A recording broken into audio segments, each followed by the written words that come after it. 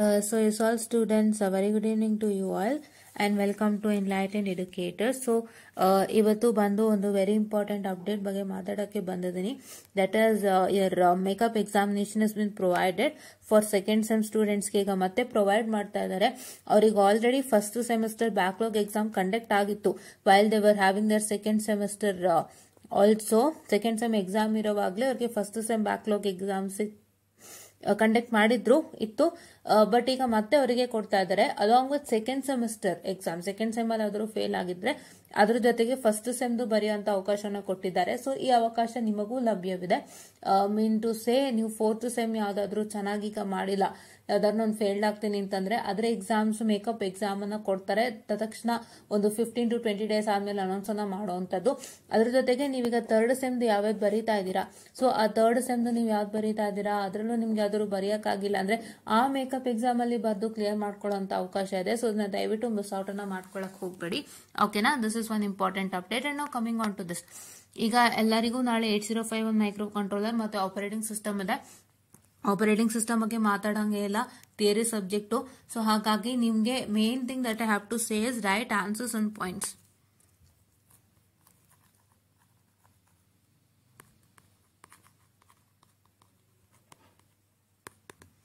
Answers ನ ಆದಷ್ಟು points ಅಲ್ಲಿ ಬರೀರಿ ಅಂಡ್ ಕೇಳಿರೋ ಅಷ್ಟು ಕ್ವಶನ್ಸ್ಗೆ ಮಾತ್ರ ಆನ್ಸರ್ ಮಾಡಿ.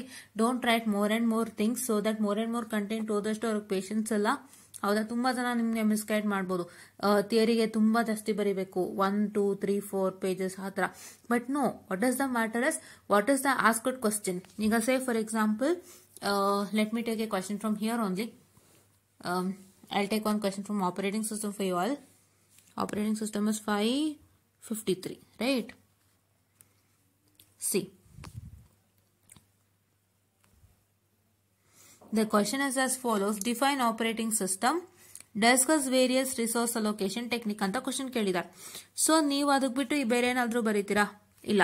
C, what is the given, what is OS ಏನ್ ಹೇಳ್ತಾ ಇದಾರೆ? ವಾಟ್ ಇಸ್ OS ಅಂತ ಡಿಫೈನ್ ಮಾಡಕ್ಕೆ 4 ಹೇಳ್ತಾ ಇದಾರೆ. ಹೌದಾ? Right? Sorry for the distraction. What is happening? Yeah, okay, 4 ಅಂತ ಹೇಳಿದ್ದಾರೆ. ಹೌದಾ? And various resource allocation technique. ಆಯ್ತಾ? ಅದನ್ನ ಬ್ರೀಫ್ ಆಗಿ ಎಕ್ಸ್ಪ್ಲೈನ್ ಮಾಡ್ತು ಅಂದ್ರೆ 6 ಮಾರ್ಕ್ಸ್ ಈಚ್ ಅಂತ ಹೇಳಿದ್ದಾರೆ. ಹೌದಾ? ಸೊ ಈ ರೀತಿ ಡಿವೈಡ್ ಅನ್ನ ಮಾಡಿದ್ದಾರೆ. ಸೊ ನೀವು ಇದಕ್ಕೂ ಮೇಲೆ ಏನು ಬರೆಯೋ ಹಂಗೆ ಇಲ್ಲ. You have to write what is present inside the text book. ನಾನು ಅದೇ ಹೇಳ್ತಾ ಇರೋದು.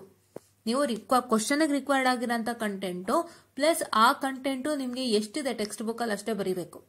Hope you are all getting it. Right? The required content for the question, first one, along with the whatever the content you are writing, how much for that particular, how much information is present in your textbook or in your material, you need to satisfy the whole thing. ಈಗ resource allocation technique ನೋಡಿ, partitioning of resources ಹೇಳಿದ್ದಾರೆ, allocation from resource pool ಅಂತ ಹೇಳಿದ್ದಾರೆ. ಈ ಎರಡಕ್ಕೂ ನಿಮ್ಮ text book ಅಲ್ಲಿ ಅಥವಾ ನಿಮ್ಮ ಮೆಟೀರಿಯಲ್ ಅಲ್ಲಿ ಏನ್ ಇನ್ಫಾರ್ಮೇಶನ್ ಇದೆ ಆ ಇನ್ಫಾರ್ಮೇಶನ್ ಅಷ್ಟೂ ಬರೀಬೇಕಾಗುತ್ತೆ, ಬಿಡೋ ಹಾಗಿಲ್ಲ. ರೈಟ್? ಓಕೆ, ನೀವು ಇನ್ಫಾರ್ಮೇಶನ್ ಅಲ್ಲಿ ಚೌಕಾಸಿ ಮಾಡೋ ಹಂಗಿಲ್ಲ. ನೀವು ಕಂಟೆಂಟ್ ಅಲ್ಲಿ ಏನ್ ಕೇಳಿದರೆ ಅದನ್ನ ಮಾತ್ರ ಬರೀಬೇಕು. ಇಲ್ಲಿ ಕೇಳಿರೋದು define operating system, explain various resource allocation techniques ಅಂತ. ಸೊ ನೀವು operating system definition, resource allocation technique ಮಾತ್ರ ಬರೀಬೇಕು. ಬಟ್ ಅದರಲ್ಲಿ ನೀವು ಇನ್ಫಾರ್ಮೇಶನ್ ಅಲ್ಲಿ ಚೌಕಾಸಿ ಮಾಡಂಗಿಲ್ಲ. ಅದ್ರಲ್ಲಿ ಏನ್ ಇನ್ಫಾರ್ಮೇಶನ್ ಇದೆ ಅಷ್ಟು ಫಿಲ್ ಅಪ್ ಮಾಡಬೇಕಾಗುತ್ತೆ. ಈ ತರ ನೀವು ಪ್ರತಿಯೊಂದಕ್ಕೂ ಮಾಡಬೇಕಾಗುತ್ತೆ. Right? And for diagrams have to write diagrams without fail. Don't miss out the diagram so that ಅದು ತುಂಬಾ ಪ್ರಾಬ್ಲಮ್ ಆಗುತ್ತೆ, ಮಾರ್ಕ್ಸ್ ಕೊಡೋದಿಲ್ಲ. ಡಯಾಗ್ರಾಮ್ಗೆ ಮಾರ್ಕ್ಸ್ ಅಂತ ಇಟ್ಟಿರ್ತಾರೆ, ನಿಮ್ಮೆಲ್ಲರಿಗೂ ಗೊತ್ತಿದೆ. But I suggest you to write it out in points. Points ಅಲ್ಲಿ ಬರ್ದವಾಗ you try to write the important points. Important points ಬರ್ತಾವಾಗ, I am sorry, please wait students. Important points ನೀವು ಬರೆದವಾಗ ಸೊ ಅವರು ನಿಮ್ಗೆ ಇಂಪಾರ್ಟೆಂಟ್ ಪಾಯಿಂಟ್ಸ್ ನ ನೋಡಿ, this are the points that they have written ಅಂತ ಅದನ್ನ ಅವ್ರು ಹೈಲೈಟ್ ಮಾಡಿ ಮಾರ್ಕ್ಸ್ ಅನ್ನ ಕೊಡ್ತಾರೆ. ಅವರಿಗೆ ಎಷ್ಟು ಪೇಜ್ ಬರೀತೀರಾ ಅಂತ ಮುಖ್ಯ ಅಲ್ಲ, ಅವ್ರಿಗೊಂದು ಕಂಟೆಂಟ್ ಬೇಕಾಗಿರುತ್ತೆ. ಅದ್ರ ಕಣ್ಣು ಕಂಡ ತಕ್ಷಣನೇ ಅದು ಮೂವೇ ಮಾಡಲ್ಲ ಅವರು. ಜಸ್ಟ್ ಲೈಕ್ ಸೇ ದೇ ಇಲ್ಲ, ಜಸ್ಟ್ ಸಿಂಪ್ಲಿ ಇವ್ಯಾಲ್ಯೂಯೇಟ್, ಸಿಂಪಲ್ ಆಗಿ ಮಾಡ್ಕೊಂಡು ಹೋಗ್ಬಿಡ್ತಾರೆ. ರೈಟ್? ಸೊ ಇವಾಗ ನಾವ್ ಯಾವ್ದೋ ಒಂದು ಸಿನಿಮಾ ನೋಡ್ತಾ ಇರ್ತೀವಿ. ಸೊ ನಮ್ಗೆ ಸಿನಿಮಾಲಿ ಏನೋ ಬೇಕು ಅನ್ನಿಸ್ತಾ ಇರತ್ತೆ. ಸೊ ಅದು ನಮ್ಗೆ ಸಿಕ್ಕಿದ ತಕ್ಷಣ ಒಬ್ಬ ಖುಷಿ ಆಯ್ತು ಅಂತೀರಲ್ಲ. So like that in the same way when they trying to evaluate your paper, they see the one that is required. ಅವ್ರು ನೋಡ್ತಾ ಇರ್ತಾರೆ, ನಾನು ಹಿಂಗೆ ಇದು ಬೇಕಿತ್ತು, ಎಲ್ಲಿದೆ ಅಂತ. ಸಿಕ್ಕಿದ ತಕ್ಷಣ ಐ ಗಾಟ್ ಇಟ್, ದೆನ್ ಇಲ್ಲಿ give you full on full marks ಆ ತರ. ಸೊ ಅವ್ರಿಗೆ ಏನ್ ರಿಕ್ವೈರ್ಡ್ ಬೇಕು ಅದನ್ನ ಸ್ಯಾಟಿಸ್ಫೈ ಮಾಡೋದಕ್ಕೆ ನೀವು ಟ್ರೈ ಮಾಡಿ. ಅದಕ್ಕೆ ಇದನ್ನೆಲ್ಲ ನೋಡಿ ಅಂತ ನಿಮ್ಗೆ ಗ್ರೂಪ್ ಅಲ್ಲಿ ಕಳಿಸ್ಕೊಟ್ಟಿರೋಂಥದ್ದು. I hope you are all understanding. ಇದೇ ಆಪರೇಟಿಂಗ್ ಸಿಸ್ಟಮ್ ಇಷ್ಟೇ, ಇನ್ನೇನು ಹೇಳಂಗಿಲ್ಲ. ಪ್ರಾಬ್ಲಮ್ಸ್ ಕಂತೂ ಎಸ್ಪೆಷಲಿ ಪ್ರತಿಯೊಂದು ಪ್ರಾಬ್ಲಮ್ ಸ್ಟೆಪ್ಸ್ ಅನ್ನು ನೀಟಾಗಿ ಬರೀತೀರಾ ಅಂತ. If you write the steps properly then you will be awarded with the marks, right? Okay, yeah. Then micro ಕಂಟ್ರೋಲರಿಗೆ ಬರೋಣ ಬನ್ನಿ. ಅದೇ ಮೈನ್ ನಿಮ್ಗೆ ಹೇಳ್ಕೊಡ್ಬೇಕಂದ್ರೆ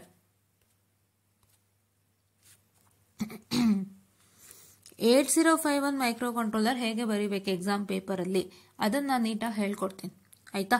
ಸೊ ನಾನು ಹೀಗೆ ಹಲವಾರು ಪಾಸಿಂಗ್ ಪ್ಯಾಕೇಜ್ ವಿಡಿಯೋಗಳು ನೋಡ್ತಿದ್ದೆ ಮೈಕ್ರೋ ಕಂಟ್ರೋಲರ್ಗೆ ಎಸ್ಪೆಷಲಿ.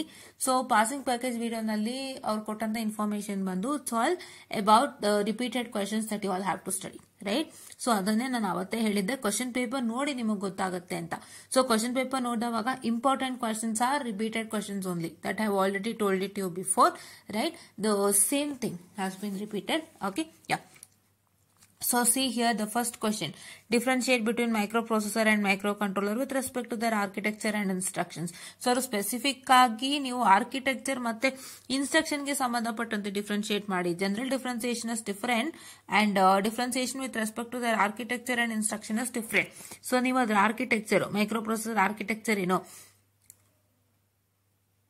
ಮೈಕ್ರೋ ಕಂಟ್ರೋಲರ್ ಆರ್ಕಿಟೆಕ್ಚರ್ ಏನು, and what are all that's instruction ಅಲ್ಲಿ ಏನ್ ವ್ಯತ್ಯಾಸ ಬರುತ್ತೆ ಇದನ್ನ ಮಾಡಬೇಕಾಗುತ್ತೆ. ನೆನಪಿನಲ್ಲಿ ಇಟ್ಕೊಳ್ಳಿ, it is not a general difference, it is a difference with respect to the architecture and instruction. ಇದನ್ನ ಮಾಡಬೇಕಾಗುತ್ತೆ. ಸೊ ಇದನ್ನ 6 ಮಾರ್ಕ್ಸ್ ಕೇಳಿದ್ದಾರೆ. ಸೊ ಇವಾಗ ಒಂದು ಅಬ್ಸರ್ವ್ ಮಾಡ್ಬೇಕಿಲ್ಲಿ ನೀವು, 1 2 3. ಸೊ ಈ ಹೋಲ್ ಬಂದು ಥಿಯರಿ. ಸೊ 20 ಮಾರ್ಕ್ಸ್ ನಿಮ್ಗೆ ಈಸಿಯಾಗಿ ಸಿಗುತ್ತೆ. ನಾನು ಅದಕ್ಕೆ ಹೇಳಿದ್ದಾವತ್ತು ನಿಮ್ಗೆ ಪ್ರೂಫ್ ಸಮೇತ ತೋರಿಸ್ಕೊಟ್ಟೆ. ನೀವು ಬಹಳಷ್ಟು ಜನ ಇನ್ನೂ ವಿಡಿಯೋಸ್ ನೋಡಿಲ್ಲ, ದಯವಿಟ್ಟು ಹೆಚ್ಚೆಚ್ಚು ವಿಡಿಯೋಸ್ಗಳನ್ನ ನೋಡಿ, ಆಯ್ತಾ? ಸೊ ನಾನೊಂದು ವಿಡಿಯೋನ ಮಾಡಿದೀನಿ, ದಯವಿಟ್ಟು ನೋಡಿ. ಮೈಕ್ರೋ ಕಂಟ್ರೋಲರ್ ಮತ್ತೆ ಆಪರೇಟಿಂಗ್ ಸಿಸ್ಟಮ್ ಪಾಸಿಂಗ್ ಪ್ಯಾಕೇಜ್ ಅಂದ್ರೆ ಅದನ್ನ ಹೇಗೆ ಪಾಸ್ ಮಾಡೋದು ಅನ್ನೋಂಥದ್ದು ವಿಡಿಯೋನ ನಾನು ಮಾಡಿ, ಪಾಸಿಂಗ್ ಪ್ಯಾಕೇಜ್ಗೆ ಒಂದು ವಿಡಿಯೋನ ಮಾಡಿರೋಂಥದ್ದು ಇಲ್ಲಿ ನೋಡ್ಬೋದು. How to pass 8051 micro controller and operating system ಅಂತ. ಅದನ್ನ ದಯವಿಟ್ಟು ನೀವು ನೋಡಿ, ಓಕೆನಾ? ಹೋಗ್ಬಿಟ್ಟು ನೋಡಿದವಾಗ ನಿಮ್ಗೆ ಎಲ್ಲ ಗೊತ್ತಾಗುತ್ತೆ. Fine, okay. ಸೊ ನಾವು coming on to here. So ಇದು ನಿಮ್ಗೆ 20. ಸೊ ನೀವು ಯಾವ್ದು ಬರೆದ್ರು 20 ಸಿಗತ್ತೆ. ಅಂಡ್ ಇಲ್ಲಿ ನೋಡ್ಬೋದು it is how much addressing modes ತುಂಬಾ ಈಸಿ ಇದೆ ಬರೆಯಕ್ಕೆ. Hope you all can write. ಇಲ್ಲೂ 20. ಸೊ 2 ಥಿಯರಿ ಕ್ವಶನ್ ಆಯ್ತು, 40 ಆಯ್ತು. So then here as you all can see here the would I can say in this 2 ಪ್ರೋಗ್ರಾಮೇ ಬಂದ್ಬಿಟ್ಟು. So these two are all our programs. So let me keep it aside for some time. So ಇಲ್ಲಿ ನೋಡಬಹುದು 2 questions, 10, 50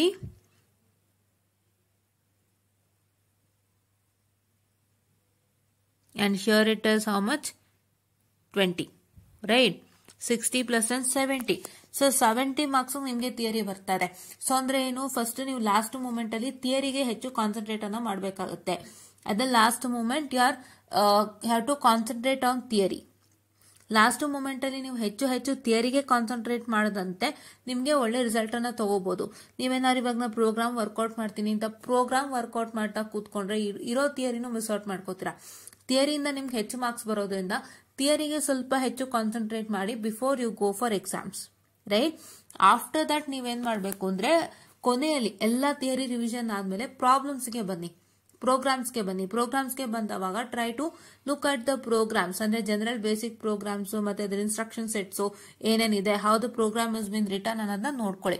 ಇಲ್ಲ ನಿಮ್ಗೆ ಅದು ನೋಡ್ಕೊಳಕ್ ಆಗಿಲ್ವಾ, ನಾನೇ ಕಳಿಸ್ಕೊಟ್ಟಿದ್ದೀನಿ, ನೋಡ್ತಾ ಇರ್ಬೋದು.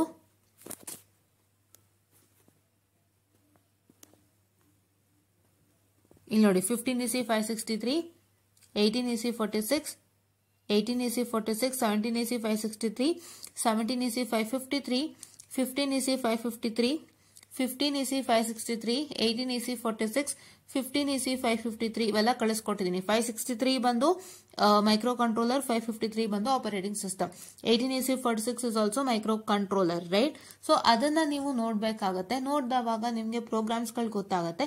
ಅದನ್ನ ದಯವಿಟ್ಟು ನೋಡ್ಕೊಂಡು ಪ್ರಾಕ್ಟೀಸ್ ಮಾಡಿ, ಆಯ್ತಾ? ನೀವು 8th ಮೂಮೆಂಟ್ ಅಲ್ಲಿ ಇವಾಗ ರಿವಿಷನ್ ಮಾಡ್ಬೇಕು ಅಂದ್ರೆ almost all is suppose to revise the theory questions along with what theory questions along with programs in the question paper.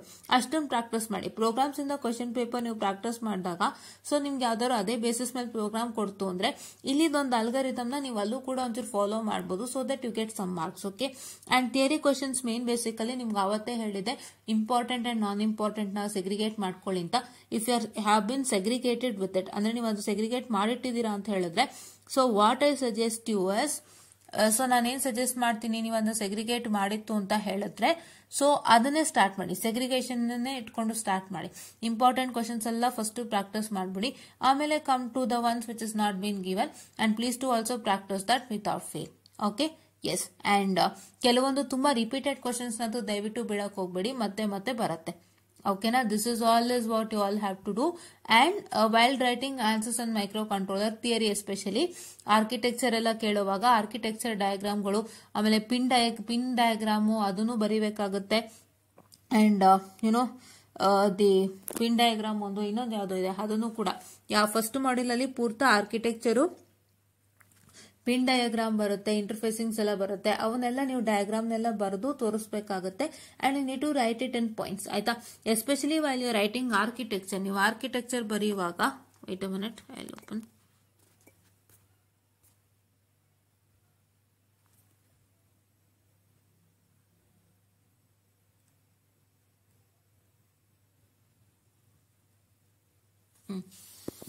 Especially in architecture, you have to write the diagram first and then explain each and everything neatly.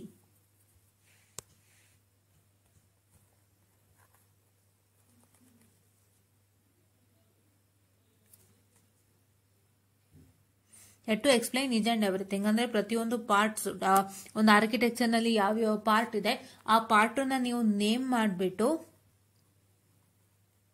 ಅದನ್ನ ನೀಟಾಗಿ explain ಮಾಡ್ತಾ ಬನ್ನಿ. What are the content that is present for that particular part explain ಮಾಡ್ತಾ ಬನ್ನಿ. But try to explain the major important points that is required for that particular part. ಆಯ್ತಾ, that is required for that particular part. Say for example if I can consider the architecture of the microcontroller 8051 microcontroller architecture.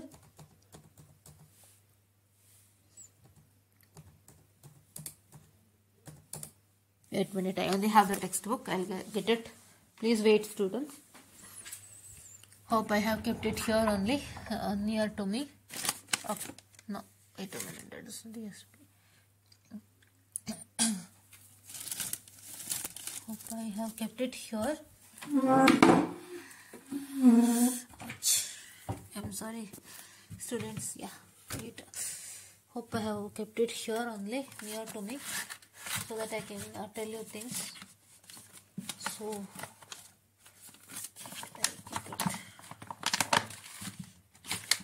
I also did not keep it here. Wait a minute, I'll just check it. I have the textbook near to me only, but I don't know where I kept it personally. So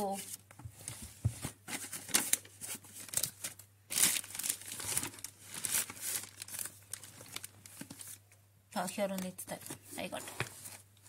Please wait, I got it, students. Yes.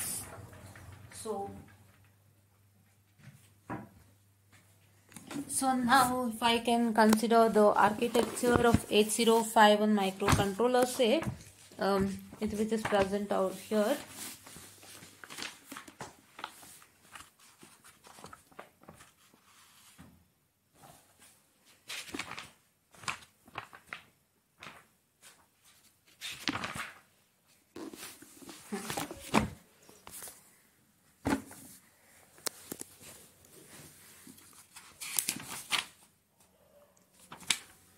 Which is present over here. Say have interrupt control and on-chip RAM for program code, on-chip RAM and ROM, and timer 0, timer 1, and OSC bus control, and other ports and serial ports. All those things are there, right? Block diagram of 8051 microcontroller. So ಅದರೊಳಗೆ ಇಷ್ಟೆಲ್ಲ ಇದೆ. So ಆ ಪ್ರತಿಯೊಂದು block ಅನ್ನು if you are taking on-chip ROM for program code ಅಂತ ಬರೆದ್ರೆ, say suppose to take up that important highlights of that particular on-chip ROM, you're going to explain that so that will be very helpful for the evaluator to evaluate and ಆ ಪಾಯಿಂಟ್ಸ್ಗಳು ಅವ್ರಿಗೆ ಬೇಕಿರುತ್ತೆ. ಅದನ್ನ ನೀವು ಬರೀತು ಅಂತಂದ್ರೆ ಒಳ್ಳೆ result ನ ಕೊಡ್ತಾರೆ. So ಆ ರೀತಿ you are going to write it in terms of architecture. First diagram,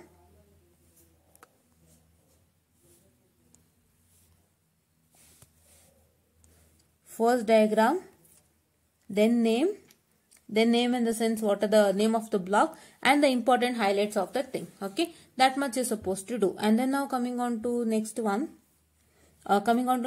say your programs. Okay, theory gi tara madbeku, and any other theory say you are going to write whatever required. And for addressing modes, try to write examples. Addressing mode especially immediate addressing mode, direct, indirect galla ಏನಿದೆ addressing mode, so ಅವಕ್ಕೆಲ್ಲ try to write the examples. I have it here, let me just check it out.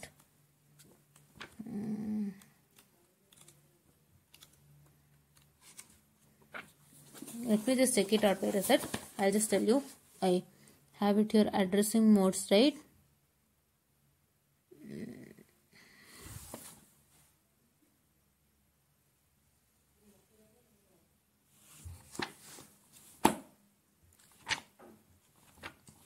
Yeah, okay, I'm just checking it. Until then I'll just I'll just balance you. So see here students, if you are writing with respect to the addressing mode, so I kindly request you to write along with examples, right? Example is most required for each and every addressing mode. If you write that, you will be awarded with good results. Okay, yeah. And then coming on to the programming and all, programming especially you are going to write it properly, especially say the algorithm of the program. So ಅದಕ್ಕೆ ನೀವೇನ್ ಮಾಡ್ಬೇಕು ಅಂದ್ರೆ ಇವಾಗ್ಲೂ ನಿಮ್ಗೆ ಸಮಯಾವಕಾಶ ಇದೆ. The thing that I suggest you was check out the programs of the question paper whatever I have shared now. Okay, ಏನ್ share ಮಾಡಿದ್ದೆ ಅದು ತೋರ್ಸುದ್ನಲ್ವಾ, ಅದು ನೀವು ನೋಡ್ಕೊಳ್ಳಿ.